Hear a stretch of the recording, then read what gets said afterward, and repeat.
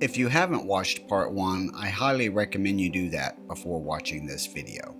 So I've been watching this Reaper and the wind has been picking up and it's really been bothering me that he's going to fall over and crack in half.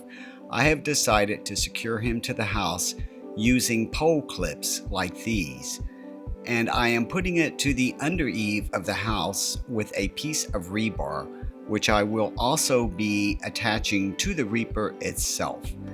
So once that rebar is attached to the roof, it's time to go ahead and attach it to the inside of the Reaper. Now I'm going to be doing that with zip ties. So the back of the Reaper's costume does have Velcro, so it's very easy to open and put this piece of rebar in, and then I use 2 zip ties to attach that rebar to his main pole at about chest level. Pro tip when trying to adjust the clothing on the Reaper, use a piece of PVC, this way you don't have to get up on the ladder. Now there's a fishnet on here because I also use this in my pond, but it makes a great way to be able to adjust his clothing without having to get up.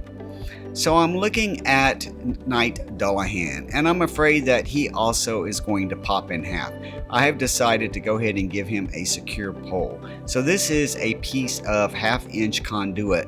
I use zip ties to go ahead and attach the pole to the base of Kight Dullhan, as well as zip tied around his invertebrate structure. I did use some flat black paint in order to try to hide it a little bit. It does show, but it takes away my anxiety. And would you like to have a pole showing a little bit, or would you like to walk outside and see him crush down on the ground? And here's a view what that looks like zip tied around his invertebrate from the top. So in the garage, if you saw part 1, you notice that I have black walls. And I wanted to just expand on that a little bit. I'm using weed block from Ace Hardware. It's pretty cheap. I think it was $8 a roll. What I like about this is it's very light, very easy to use, and it just staples up to the side of my garage. But more importantly is it allows me to still be able to get back to the tools that I need to work with and my yard equipment, etc. So this is a great way to block out and still have access. Boy, do I have a lot of empty boxes. Being a Halloween home hunter, Halloween kind of takes over your house during the season. I think I'm going to need a storage shed. But for now, this is where they're at, just kind of sitting in here. And then I have a hallway full of boxes that I need to go through. I need to organize the clothing and decide what decorations and lighting and cord I'm going to be using and which ones I'm not. It looks like I'll be assembling 7 more animatronics October the 13th. A neighbor just gave me this really cool cauldron, and I have really exciting plans for it, but I'm waiting for some stuff from Amazon to come in to show you this. So the house has a lot of animatronics in it where they've been built and filmed. It's time to start worrying about getting these out. I need to get some space back in my living room. Notice that there is a projector on the floor, more to come on that. I have also installed some gray curtains, very sheer curtains across the front window, more to come on that. And there's also this lovely ghost lady hanging here in the living room. But we need to work on getting the living room cleaned out, so it's time to get those animatronics outside. So when I move my animatronics, I find that it's not too terribly hard for me to be able to move these by myself if I grab the support poles, and I'm careful about how far I lean it down so that none of the parts fall off, example the head. So I'm getting my Play Doctor outside, and if you saw the Play Doctor assembly, you know that his sensor does not work. I was able to write to Pan Asian, the manufacturer of the Play Doctor, and they did send me a new sensor, but the sensor is actually glued into the body or into the costume of this guy. So if this is the problem, if it is a sensor, I've got more work to do. So I am disconnecting the sensor and I am attaching the sensor that is on this new costume to make sure that was his issue. Test, test, test. Yep, he went off. I am so happy. So now I unfortunately must take off his current costume and replace it with the costume that was sent to me with the sensor that works. This was not too terribly hard. I only had to take off the arms and the head in order to get the new costume on. So once that costume is all up on him, it is time to put him in the garage in the staging area, as I do not leave my animatronics out in the yard. I will put them out for Saturday on the weekends, kind of as a teaser, and rotate different ones, but the full show doesn't usually happen until Halloween night. This is my staging area, yay. Next up is the Costco Wereewolf. He was kind of a little bit harder to get out, but I did get him out. I did have to take off his head and his arms to actually get him out.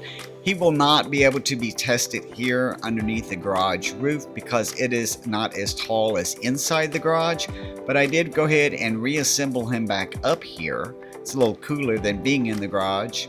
And everything looked good, everything went on fine. He's very easy to assemble. I got that head on and I was ready to go ahead and test him out. So he also has to be moved back to the staging area to test out, because I tried it here and his head hit the roof, so I had to turn it off immediately and move him back where I have a little bit more footage. Plug him in, he looks great. I just love this guy, I really do.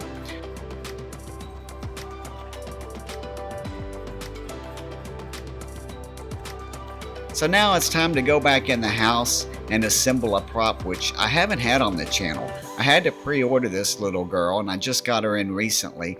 This is the Pale Girl from the Terrifier series. Now I have Art the Clown and I was excited to get the Pale Girl. I'm really happy with the way that she looked, but more excitingly, she looks great underneath the black light. I was just like, wow, really happy with the way that she looks. She's going to pair up with Art just awesomely. Let's take a look at those two together. Yep, I think that's pretty dang spooky. What do you think about the Pale Girl? I think she's really cool. So back to that ghost. So I have two of these ghosts from the Halloween a few seasons ago.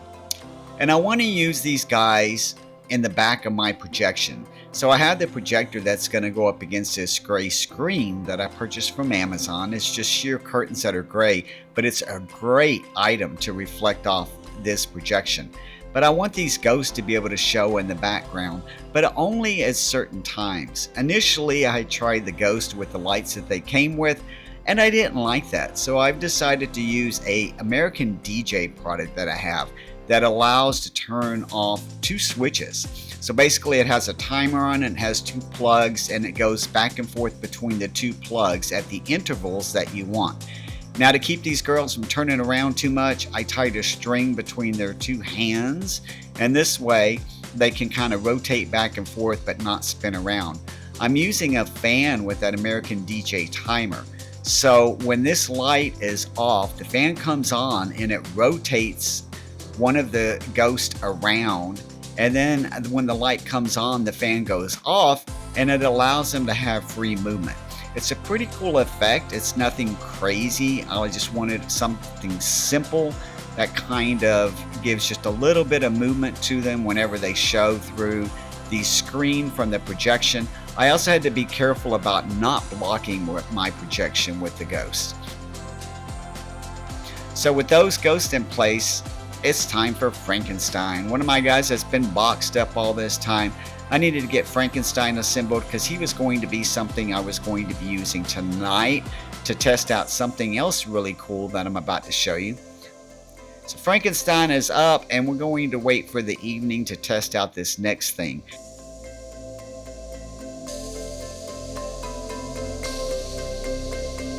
So I found these infrared triggers over at Spirit Halloween. So one of these is a receiver, one of these is a transmitter, and whenever the path is blocked between these two things, it will trigger off. It uses the standard 1/8 plug that you have in all of the Try-Me pads for all of the animatronics. I bought a 25-foot extender and I also bought a splitter.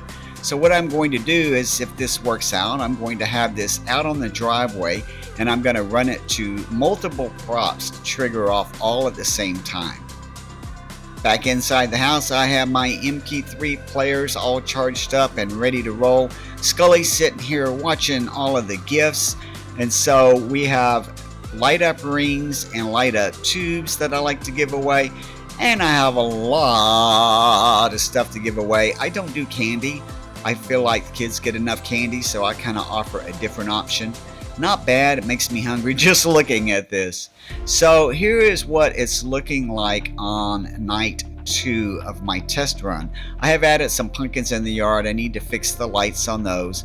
But I also have put a fog machine underneath that Kight Dullhan, and I really like the way that this looks. I think it looks really cool. At the right moments, the fog will come out of his shoulders, as you can see here, and that just looks freaking awesome.